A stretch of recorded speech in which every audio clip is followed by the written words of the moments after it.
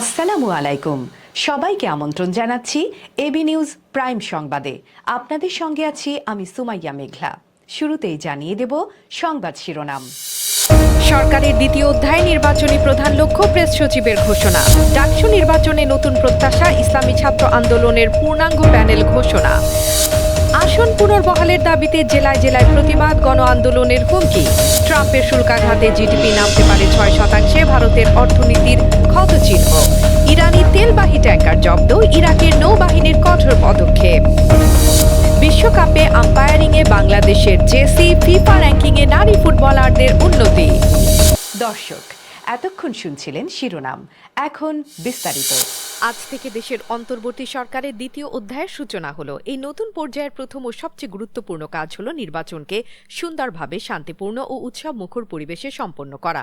বৃহস্পতিবার 7 অগাস্ট দুপুরে সচিবালয়ে অনুষ্ঠিত মন্ত্রিপরিষদ বিভাগের সম্মেলন কক্ষে প্রধান উপদেষ্টার বরাত দিয়ে প্রেস সচিব শফিকুল আলম এ তথ্য জানান। এর আগে সকাল 10:30টায় মন্ত্রিপরিষদ কক্ষে উপদেষ্টা পরিষদের বৈঠক শুরু হয়, যা দুপুরে শেষ হয়। এই বৈঠকে সভাপতিত্ব করেন প্রধান উপদেষ্টা ড.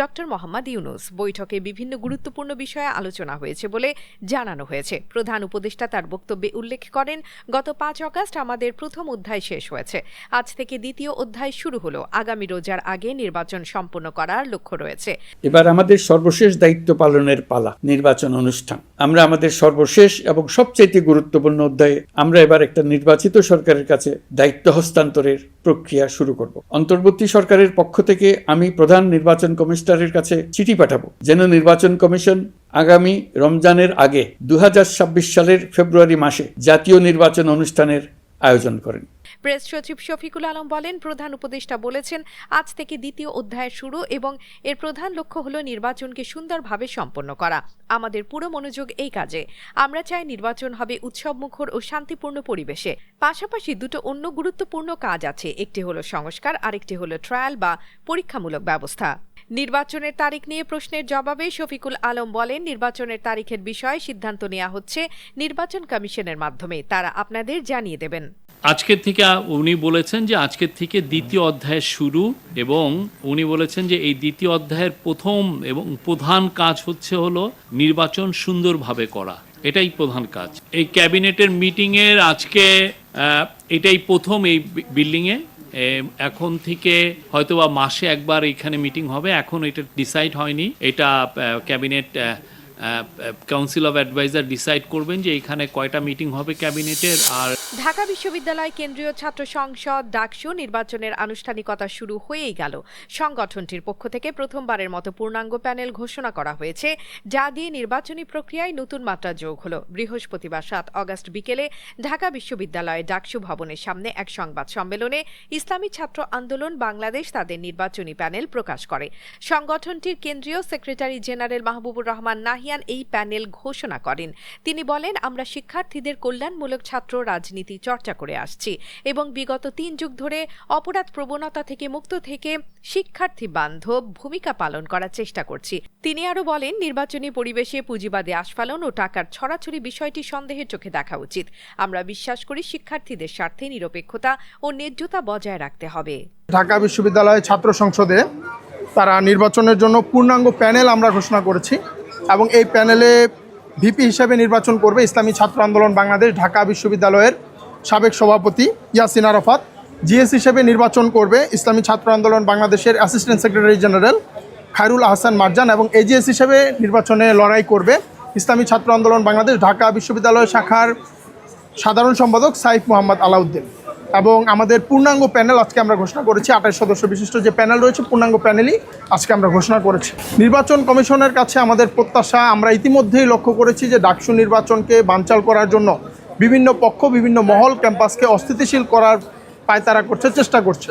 এখানে একটি সুষ্ঠু পরিবেশ যেন বজায় থাকে, একটি লেভেল প্লেইং ফিল্ড যেন আমরা পাই, এখানে অস্থিতিশীল কোনো পরিবেশ যেন না থাকে এবং অস্থিতিশীলতা তৈরি হয় এমন কোনো পরিবেশ উদ্বুদ্ধ হতে ক্যাম্পাসের প্রশাসন যারা রয়েছে তারা যেন না দেয়, এই ব্যাপারে আমাদের আহ্বান থাকবে।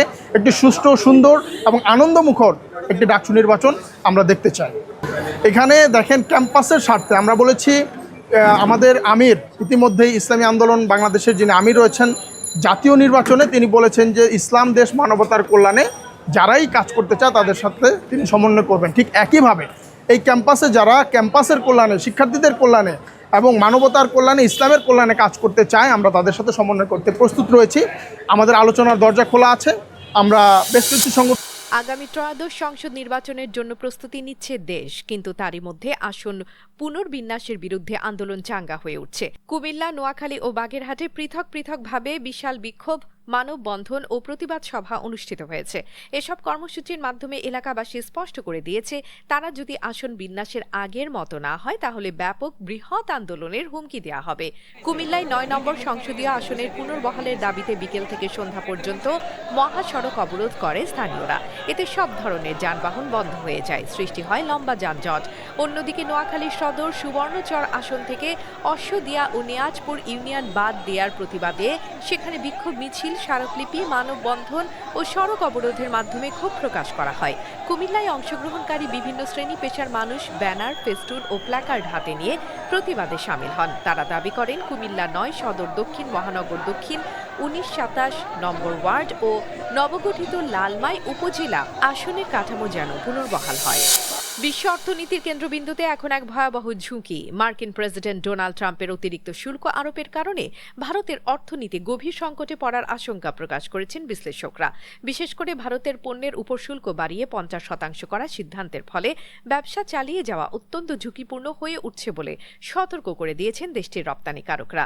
একই সময়ে রাশিয়ায় তেল আমদানির ওপর জরিমানা হিসেবে ট্রাম্প অতিরিক্ত ২৫% শুল্ক আরোপের একদিন পর বৃহস্পতিবার দেশটির ব্যবসায়ীরা এ আশঙ্কা প্রকাশ করেছেন যে এর ফলে দেশের অর্থনৈতিক প্রবৃদ্ধি ব্যাপকভাবে ক্ষতিগ্রস্ত হবে।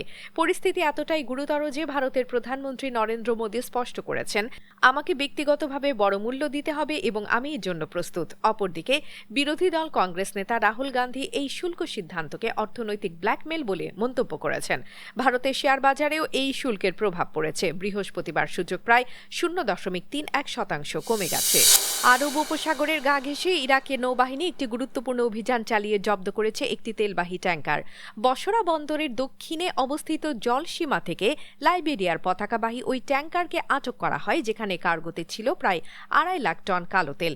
বাগদাদ কর্তৃপক্ষের দাবি, এই পদক্ষেপটি ইরাকের জলসীমা ব্যবহার করে চলমান তেল চোরাচালান ও নথিপত্রবিহীন রপ্তানি বন্ধে একটি বড় অগ্রগতি। কর্মকর্তারা জানান, আটককৃত ওই ট্যাঙ্কারের মালিক বা কোথা থেকে এসেছে এই বিষয়ে তারা কোনো নথিপত্র দেখাতে পারেননি।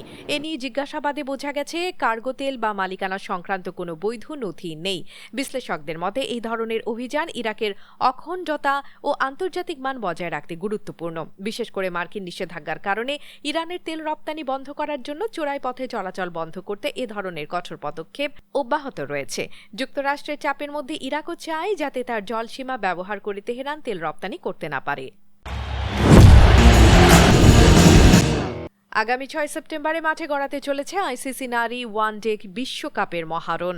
এই মহোৎসবে অংশ নিচ্ছে বাংলাদেশের নারী ক্রিকেট দল, যারা প্রস্তুতি ম্যাচের সূচিও পেয়েছে।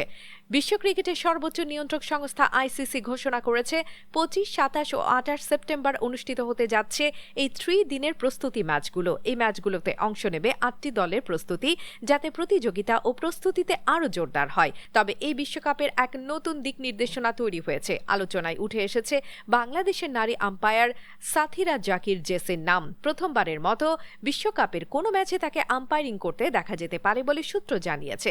যদিও আইসিসি থেকে এখনো আনুষ্ঠানিক কোনো ঘোষণা আসেনি, তবে যতদূর জানা গেছে এই আসরে প্রথমবারের মতো বাংলাদেশের জেসিকে আম্পায়ার হিসেবে কর্তৃত্ব পালন করতে দেখা যেতে পারে।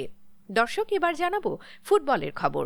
বিশ্ব ফুটবলের মহাসম্মেলনে বাংলাদেশের নাম এখন নতুন উচ্চতায়। প্রথমবারের মতো এশিয়ান ফুটবলের মহাযজ্ঞ এএফসি এশিয়ান কাপের চূড়ান্ত পর্যায়ে স্থান করে নিয়েছে বাংলাদেশ নারী দল।